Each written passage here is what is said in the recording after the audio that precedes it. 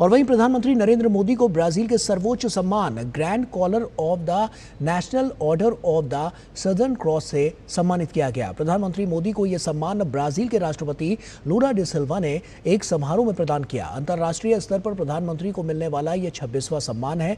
प्रधानमंत्री मोदी को इससे पहले भी विदेशी दौरों को उसके दौरान वहां के राष्ट्राध्यक्षों ने उन्हें अपने राष्ट्रीय सम्मान से सम्मानित किया है। भारत और ब्राजील का संबंध उस वक्त एक ऐतिहासिक पल का गवाह बना जब प्रधानमंत्री नरेंद्र मोदी को ब्राजील के सर्वोच्च सम्मान Grand Collar of the National Order of the Southern Cross से सम्मानित किया गया। प्रधानमंत्री मोदी को दिया गया यह सम्मान 57 साल बाद किसी भारतीय प्रधानमंत्री की ब्राजील यात्रा के दौरान दोनों देशों के बीच ऐतिहासिक संबंधों को और गहरा करने वाला रहा। राष्ट्रपति जी द्वारा मुझे ब्राजील के सर्वोच्च राष्ट्रीय सम्मान से विभूषित किया जाना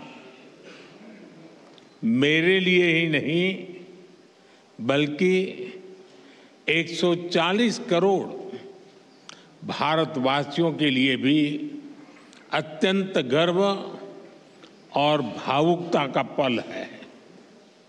मैं इसके लिए उनका, ब्राजील सरकार और ब्राजील के लोगों का हृदय से आभार व्यक्त करता हूं।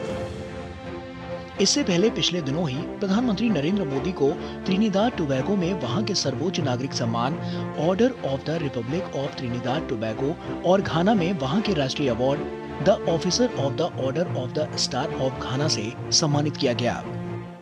मैं इस सम्मान को 140 करोड़ भारतीयों की ओर से विनम्रता के साथ स्वीकार करता हूं। यह सम्मान मैं हमारे युवाओं की आकांक्षाओं को, उनके उज्जवल भविष्य को, हमारी समृद्ध सांस्कृतिक विविधता और परंपराओं को और भारत गाना के ऐतिहासिक संबंधों को समर्पित करता हूं। इससे पहले पिछले महीने ही साइप्रस यात्रा के दौरान प्रधानमंत्री नरेंद्र मोदी को राष्ट्रपति निकोस क्रिस्टोडोलिड्स ने grand cross of the Order of Makarios से सम्मानित किया। ये साइप्रस का सर्वोच्च सम्मान है। इससे पहले अप्रैल के महीने में भी प्रधानमंत्री नरेंद्र मोदी की श्रीलंका यात्रा के दौरान उन्हें वहां के राष्ट्रपति अनुराकुमारा दिसानायके ने श्रीलंका मित्र विभूषण सम्मान प्रदान किया था।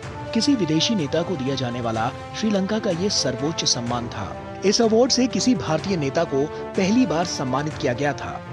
प्रधानमंत्री को अब तक विदेशों में 26 शीर्ष सम्मान मिल चुके हैं। अलग अलग देश अपने सर्वोच्च नागरिक सम्मान देकर ग्लोबल लीडर के तौर पर प्रधानमंत्री मोदी की भूमिका को सम्मानित करते रहे हैं।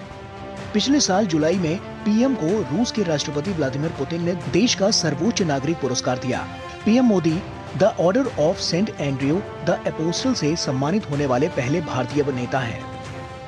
नवंबर 2024 में नाइजीरिया के राष्ट्रपति बोला अहमद ने प्रधानमंत्री मोदी को grand commander of the Order of niger प्रदान किया। प्रशस्ति पत्र में कहा गया है कि प्रधानमंत्री के दूरदर्शी नेतृत्व ने भारत को एक वैश्विक शक्ति के रूप में स्थापित किया है। पीएम 56 वर्षों में पहले ऐसे विदेशी नेता रहे जिन्हें ये पुरस्कार प्रदान किया गया। उसी माह गयाना के राष्ट्रपति इरफान अली ने पीएम को देश के सर्वोच्च राष्ट्रीय पुरस्कार द ऑर्डर ऑफ एक्सीलेंस से सम्मानित किया। ये ऑर्डर विकासशील देशों के अधिकारों की रक्षा और वैश्विक समुदाय के लिए असाधारण सेवा के लिए दिया गया। उसी दिन पीएम को डोमिनिका की राष्ट्रपति सिल्वेनी बर्टन ने अपने देश का सर्वोच्च राष्ट्रीय पुरस्कार सौंपा। डोमिनिका अवार्ड ऑफ ऑनर कोविड-19 महामारी के दौरान मदद और रिश्तों की मजबूती में योगदान के लिए दिया गया। दिसंबर 2024 में कुवैत ने प्रधानमंत्री मोदी को अपना सबसे बड़ा राष्ट्रीय पुरस्कार दिया।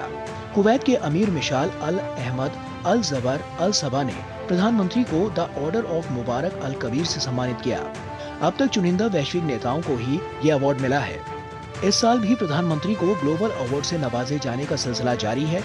पिछले दिनों बारबाडोस ने प्रधानमंत्री को honorary order of freedom of Barbados दिया। वहां की राष्ट्रपति ने यह पुरस्कार प्रदान किया, जिसे प्रधानमंत्री की ओर से विदेश राज्य मंत्री पवित्रा मार्गरीटा ने प्राप्त किया। इसी वर्ष 12 मार्च को मॉरिशस के राष्ट्रीय दिवस समारोह में प्रधानमंत्री को वहां का सर्वोच्च नागरिक सम्मान मिला। राष्ट्रपति धर्मवीर गोकुल ने प्रधानमंत्री को grand commander of the Order of the star and की ऑफ द इंडियन ओशन प्रदान किया। किसी भारतीय को पहली बार ये सम्मान प्राप्त हुआ है। इन अवार्ड्स और ग्लोबल लीडर के तौर पर शोहरत के पीछे सबसे बड़ी वजह है प्रधानमंत्री का विजन, संपूर्ण मानव जाति के कल्याण और शांति संवाद का विजन। संघर्ष ही नहीं, पर्यावरण संकट और आतंकवाद जैसी वैश्विक चुनौतियों को लेकर भी प्रधानमंत्री का संदेश साफ है। समाधान के लिए सब साथ आएं, मिलकर प्रयास करें। आधुनिक तकनीक हो या विकास की डगर, प्रधानमंत्री ग्लोबल साउथ सहित सबको साथ लेकर आगे बढ़ने पर बार बार बल देते रहे हैं।